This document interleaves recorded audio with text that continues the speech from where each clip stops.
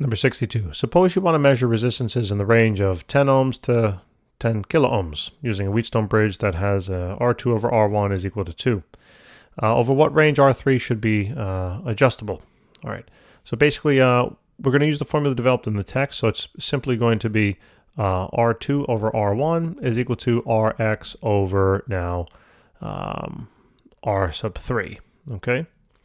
So we want to measure this over a particular range. So suppose you want to measure resistances right in this particular range. And what we're asked to do, over what range should R3 be? Adjustable, right? So essentially Rx is changing, all right?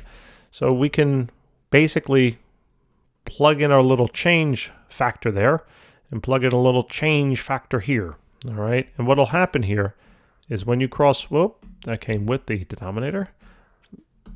We'll cross multiply this on the way because we got to solve for R3, change in R3, right? So here's the formula, right? And it should make sense that the change in R sub x here is proportional then to the change in R sub 3. So now the change in R sub 3 will equal now this particular change, which is essentially the same as 10 kilo ohms, right? Because the change here is going to be 10 times 10 to the third. That's 10 kilo ohms minus 10. Okay, very close to just 10 times 10 to the 3.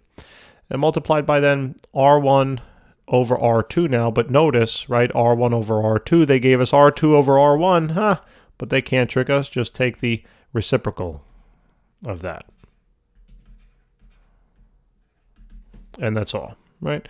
So it's going to be 10 times 10 to the third minus then 10 divided by 2. And 4.995. 3 sig figs, I mean, it's going to come out to then 5.00 when you round, times 10 to the 3 ohms. All right?